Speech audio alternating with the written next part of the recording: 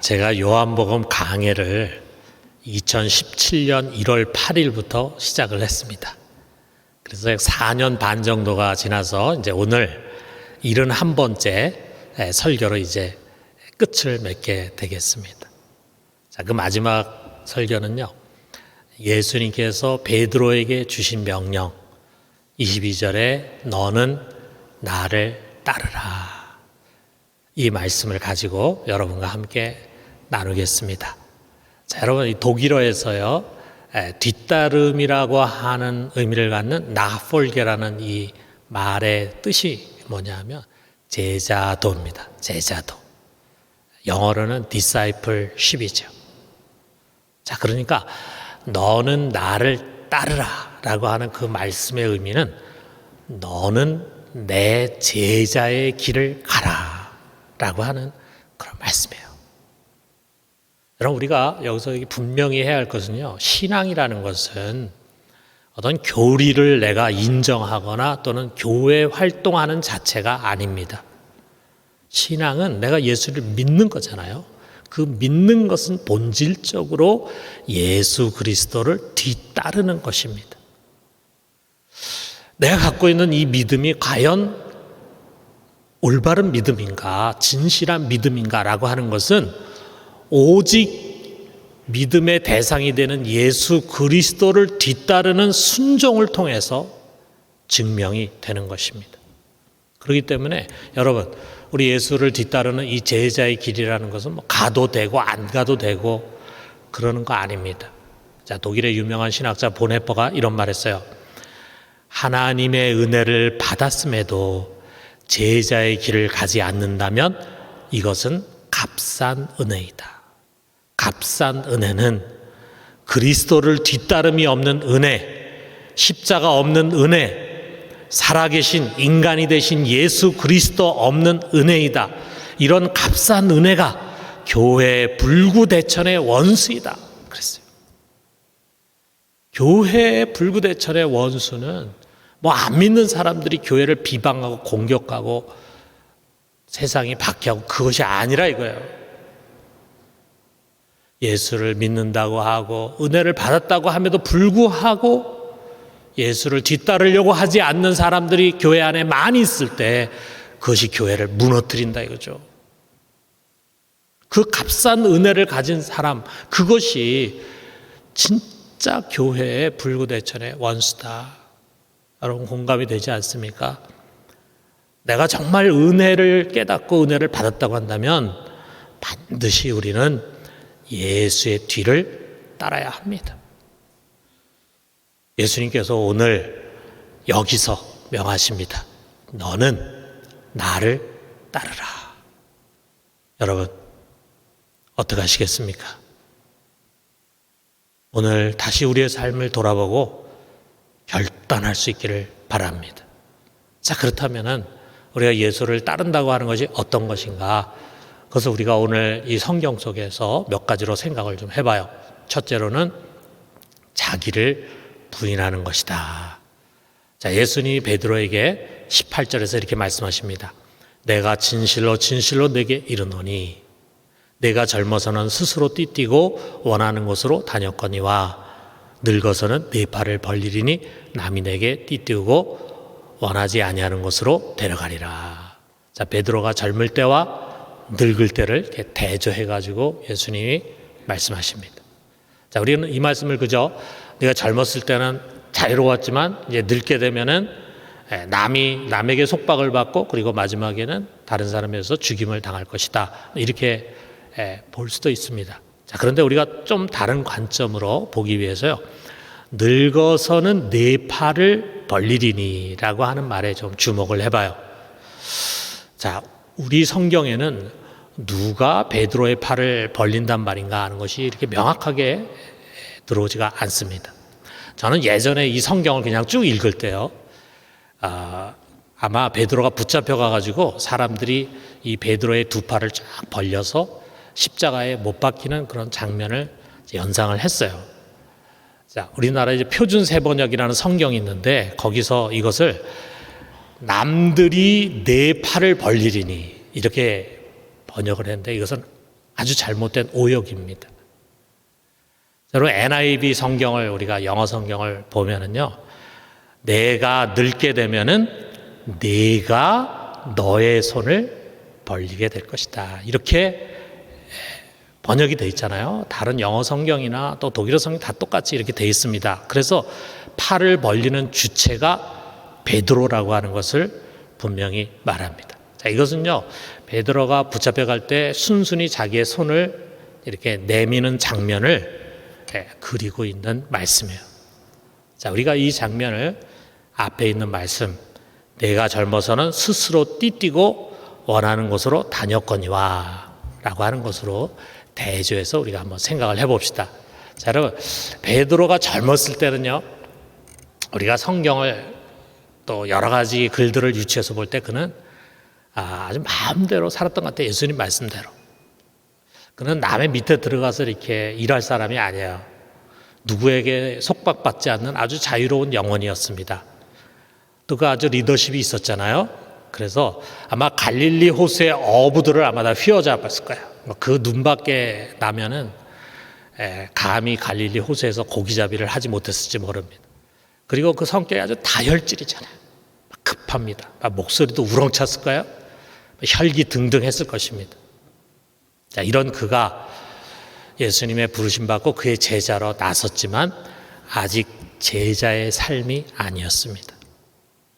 그는 여전히 스스로 띠뛰고 자기 원하는 곳을 다니는 사람이었어요. 다른 제자들과 마찬가지로 그에게는 항상 자기라고 하는 것이 살아있었어요. 자기. 몇 가지 우리 성경에서 예를 한번 생각해 봐요. 자, 예수님께서 너희는 나를 누구로 하느냐 그랬을 때 이 수제자 베드로가 정답을 얘기했잖아요. 주는 그리스도시요 살아계신 하나님의 아들이십니다. 그래서 예수님께서 그를 칭찬하셨습니다. 그리고 예수님은 이제 곧 자신에게 일어날 일을 예고하시는데 자신이 이제 곧 붙잡혀가고 그리고 고난을 당하고 채찍질을 당하고 그리고 죽임을 당하고 사흘 만에 부활할 것이다, 이것을 예고하셨어요. 자, 그랬을 때 베드로 갑자기 항변을 합니다. 그러면서 이런 일이 주님에게 절대로 일어나지 않을 것입니다, 이렇게 말합니다. 자, 이게 우리와 성경에는 이제 항변이라고 번역이 되어 있지만 그 정확한 뜻은요, 꾸짖다, 리뷰크예요. 영어 성경에서는 꾸짖다 이렇게 정확하게 번역을 했습니다. 꾸짖었어요. 여러분, 선생을 꾸짖는 이 불손한 태도를 한번 보십시오. 자기의 기대가 있고 자기의 생각이 있고 자기 틀이 있어요. 그 이해가 있는데 그것을 넘어서는 말을 들으니까 그의 숨겨진 기질이 드러나는 거예요. 평상시에는 좀 예의 바르고 순종적인데 자기가 갖고 있는 그 확신에 어긋나게 되면은 뭐 앞뒤 없이 행동하는 그런 사람들 있잖아요. 예수님은 이런 베드로에게 사탄아, 내 뒤로 물러가라, 이렇게 아주 크게 책망을 하셨습니다. 자, 우리가 또 겟세마네 동산에서 보면은 유대인들이 예수님을 붙잡기 위해서 왔을 때 어떻게 했습니까? 그는 혈기등등해가지고 칼을 뽑아가지고 제일 앞에 오는 말고라고 하는 사람의 귀를 쳐가지고 떨어뜨렸어요. 예수님께서 전혀 원하지 않는 일이었습니다. 그러더니 예수님이 유대인들에게 붙잡혀 갔을 때 어떻게 했습니까? 예수님을 홀로 놔두고 다른 제자들과 함께 도망갔어요. 바로 그날 저녁 만찬 자리에서 이 베드로가 예수님에게 힘주어서 큰 소리로 이렇게 얘기했습니다. 모두 주를 버릴지라도 나는 결코 버리지 않겠나이다, 호언장담했어요. 그런데 막상 예수님이 붙잡히는 그 자리에서 그는 도망을 갔습니다. 그리고 가다가 걱정이 돼서 또 다시 돌아오잖아요. 그래가지고 예수님이 붙잡혀가는 곳을 따라가지고 몰래 대제사장 뜰까지 들어갔는데 거기서 어떤 일이 일어났는가 우리 잘 알고 있습니다. 예수님을 3번이나 부인하는 큰 죄를 범했어요. 여러분, 어떤 모습이 그려집니까? 겉으로는 예수를 따르는 것 같아요. 정말 수제자답게 예수님께 순종하고 잘 따르는 것 같아요. 그런데 실제로는 자기를 쫓고 있습니다. 한마디로 스스로 띠띠우고 자신이 원하는 곳을 다니는 것입니다. 자신을 과신하는 교만과 충동적인 혈기로 가득 차 있는 자연인 베드로의 모습을 우리가 보게 됩니다. 그런데 여러분, 이게 또 우리들의 모습이에요. 우리들의 모습. 겉으로는 예수를 믿는 교인입니다. 그런데 실제로는 주님을 따르지 않습니다. 아니, 어느 지점까지는 주님을 따르는 것 같아요. 그래서 다른 사람 볼 때는 저 사람 틀림없이 교인이다, 그리스도인이다, 그리스도의 제자다, 이렇게 평가를 하는데, 결국에 가서는 레일을 벗어나서 탈선하는 기차같이 자기가 가고 싶은 곳으로 가고 자기가 하고 싶은 일, 자신에게 옳다고 하는 일을 하고야 맙니다.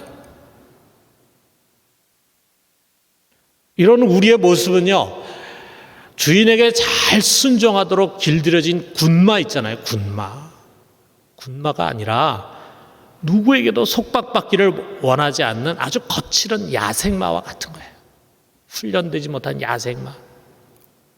그러므로 여러분, 주님께서 나를 따르라 말씀하시는데, 우리가 주님을 따르려고 한다면 결단이 필요합니다. 어떤 결단입니까? 주님께서 가르쳐 주세요. 마가복음 8장 34절에 누구든지 나를 따라오려거든 자기를 부인하고 자기 십자가를 지고 나를 따를 것이니라. 이 전제가 없이는 우리가 주님을 따를 수가 없습니다. 무엇입니까? 먼저 자기를 부인해야 됩니다. 자기. 여러분, 이 자기라는 거 있잖아요. 우리 태어나서부터 항상 내 인생의 주인 노릇하고 항상 우선이 되었던 이 자기, 내 삶의 목적이 되었던 이 자기를 단호하게 십자가에 못 박는 것입니다. 그리고 예수님만이 나의 주 되심을 선포하고 이제는 무조건 그분의 뜻에 순종하고 그리고 그분의 뒤만을 따르려고 결단하는 것입니다. 자, 예수님께 이렇게 예수님의 부르심에 순종해가지고 이제 그 뒤로 예수님의 제자로 예수님의 뒤를 쫓는 삶을 살았던 베드로는요, 더 이상 교만과 혈기의 사람이 아니었습니다. 그는 예수님처럼 아주 겸손한 사람이 되고 온유한 사람이 됐습니다. 자, 그래서 오늘 여기 있는 말씀처럼 자신이 붙잡혀가는 그 자리에서 예수님이 하신 것과 똑같이 자신을 잡아가려고 하는 자들에게 스스로 팔을 내주었습니다. 사랑하는 성도 여러분, 아직도 내가 원하는 데를 다니면서 살아가고 있습니까? 아닙니다.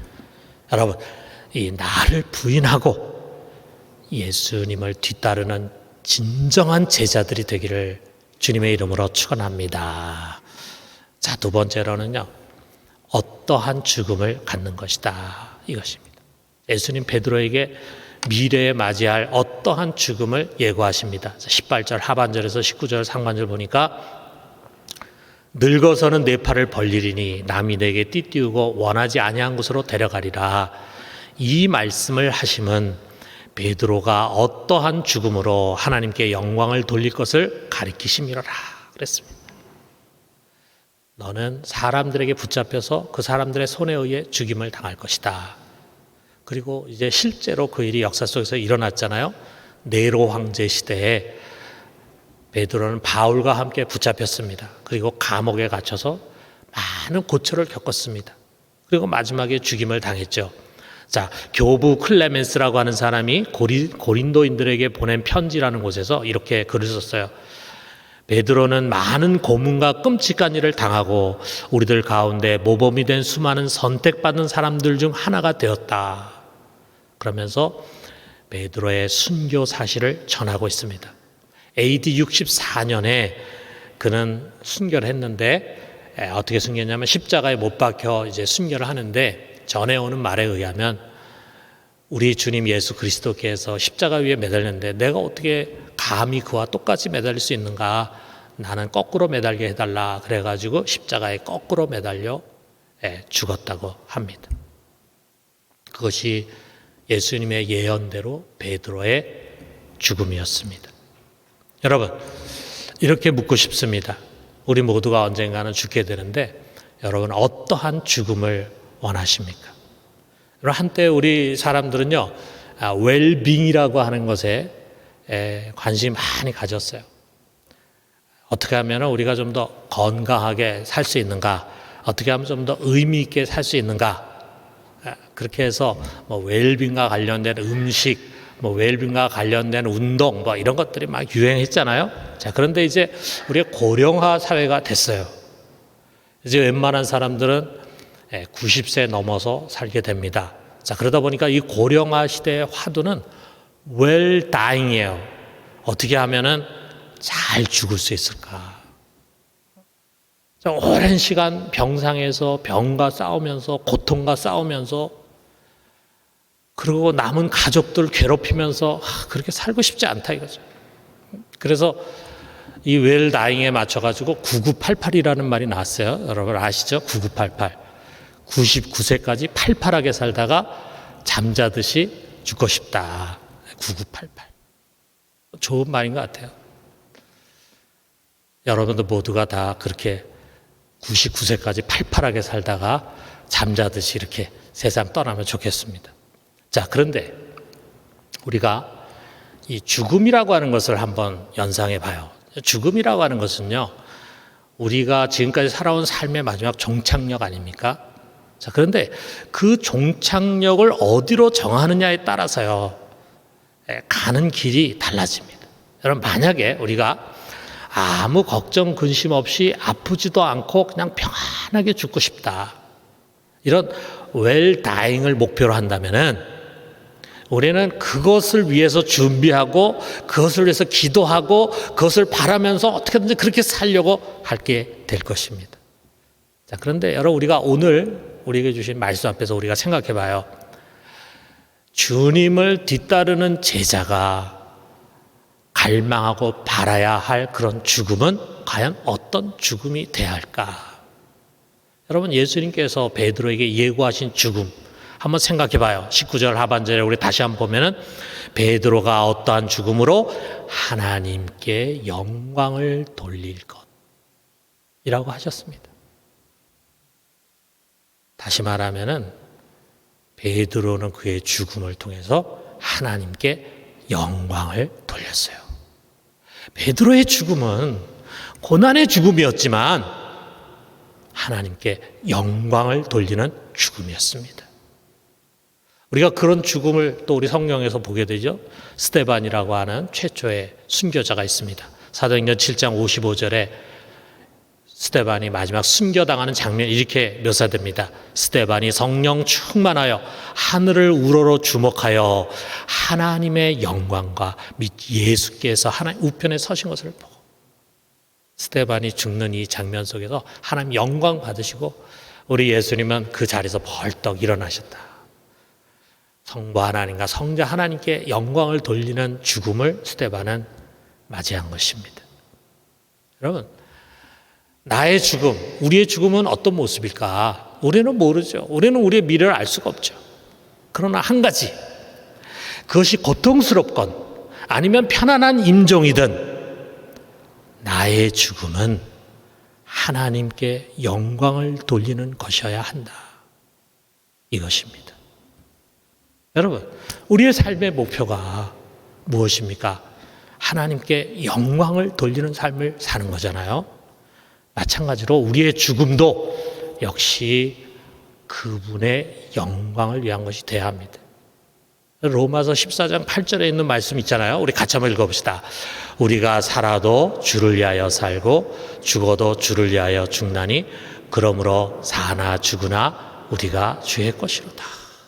너무 귀한 말씀. 우리 살아도 내가 아니라 주님 위해서, 죽어도 주님 위해서, 사나 죽으나 우린 주님 것이다. 여러분, 우리가 예수님을 뒤따른다 그러는데 정말 예수님을 우리가 뒤따라 가려고 결단할 때 그 예수를 뒤따르는 것은요, 세상 눈으로 볼 때 해피엔딩은 아닙니다. 그렇지 않습니까? 내가 만약에 나를 믿고 따라오면 내가 아무 걱정 없이 편안하게 살 수 있도록 보장해주고 마지막에 편안하게 죽게 해줄 것이다. 그렇게 예수님이 말씀하십니까? 아닙니다.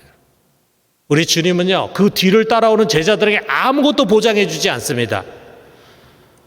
오히려 그가 가신 길이 고난의 길이기 때문에 그를 뒤따르는 자에게 고난을 예고하십니다. 그런데 고난이 끝이 아니잖아요. 그 고난 가운데서도 주님 늘 우리와 함께 하시지만 그 고난으로 우리의 길이 끝나는 게 아니잖아요. 그 다음에 주님께서 제자들에게 확실하게 보장해 주는 것이 있잖아요. 로마서 8장 18절 보니까 생각하건대 현재 고난은 장차 우리에게 나타날 영광과 비교할 수 없도다.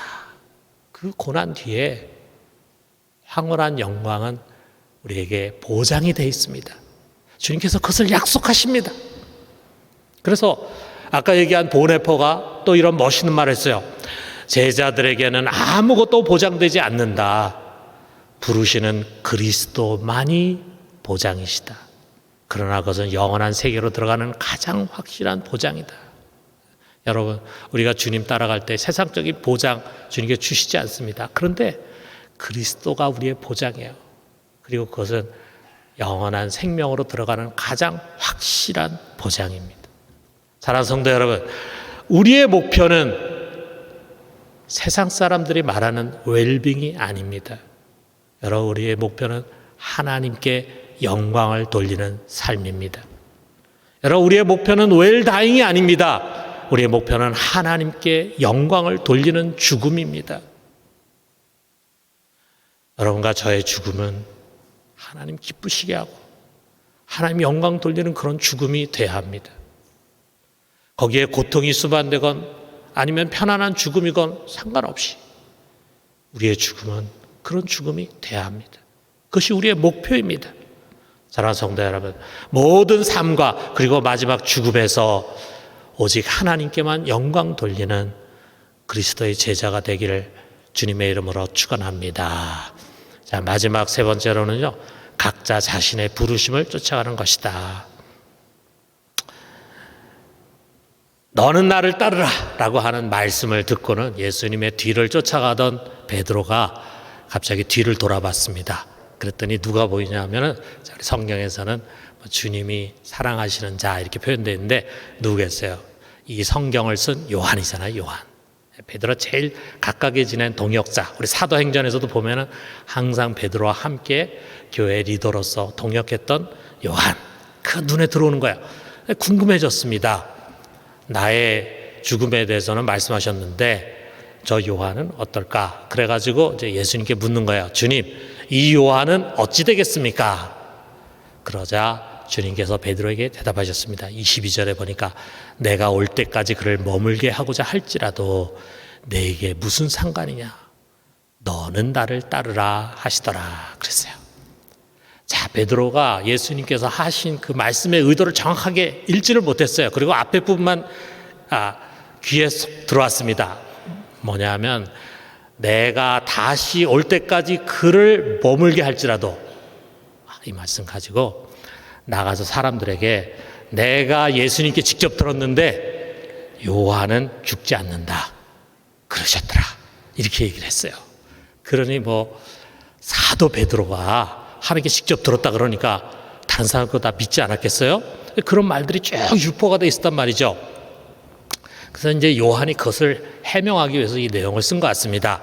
자, 근데 특별히 사람들이 그 말을 많이 믿었던 이유가 있어요. 뭐냐면 이 사도 요한이 굉장히 오래 살았습니다. 장수했습니다.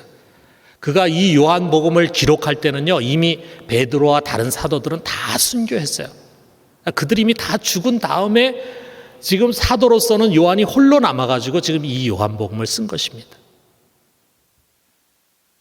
물론 그도 반모섬에 유형을 가가지고 고생도 많이 하고 거기서 또 요한계시록도 기록했지만 그는 마지막에 에베소 교회에서 목회를 하면서 94세까지 살았다래요. 94세까지 살다가 거기서 자연사 했다고 추정하고 있습니다. 자, 그러니까 그의 죽음은 베드로의 죽음과는 달랐던 거죠. 자, 그런데 여러분, 예수님께서 베드로에게 하신 이 말씀은 무엇을 의미하는 것입니까? 요한이 어찌됐든 내가 상관할 바 아니야. 뭐 그가 너처럼 그렇게 죽건 아니면 더 오래 살건 아니면 내가 그를 올 때까지 남겨두건 그건 네 문제가 아니야. 넌 상관하지 말고 날 따라라. 이 말씀이에요. 여러분, 우리는요 종종 두리번거리는 습관이 있습니다. 내 손에 사과가 쥐어졌는데 그 사과를 감사하면서 맛있게 먹으면 그만인데 그 사과를 손에 쥐고 눈을 돌려서 옆 사람 바라보면서 그 옆 사람 손에 쥐어진 사과를 보는 거예요. 그거와 비교하는 거예요. 그래서 그 사과가 남의 사과가 내 거보다 작아 보이면 비교 만족을 느껴요. 그런데 대체로는요 남의 사과가 커 보입니다. 더 맛있어 보여. 그래서 그 사과 보지 않으면 그냥 내 것 가지고 만족하면서 먹었을 사람인데 그만 남의 사과 비교해가지고 그게 내 것보다 더 커 보이니까 내가 갖고 있는 이 사과가 초라하게 생각이 돼 불만이 되는 거예요. 여러분, 우리는 지금까지요 끊임없이 남과 비교하고 또 비교를 당하면서 살아왔어요. 그래서 비교하는 것이 알게 모르게 우리 몸의 습관으로 배어져 있습니다. 체질화되어 있습니다. 그런데 우리가 비교라는 걸 한번 생각해 보면은 어떻게 보면 나의 행복과 불행이 남의 것에 달려 있는 거예요. 그냥 남의 것 비교 안 하면 그냥 내 것 가지고 내가 만족하면 살 텐데 남의 것하고 비교하면서부터 그 만족이 사라져 버려요. 우리가 신앙생활 하면서도 그러기 쉽습니다. 다른 교인들을 주목하는 거예요. 목장의 박 집사를 주목하고 교회 안에 또 이 집사를 주목을 합니다. 그가 가진 것, 건강한 것, 형통한 것, 누리는 것을 부러워해. 그러면서 내가 가진 것이 작다고 생각해요. 내가 더 열악한 환경 속에 있다는 생각을 갖습니다.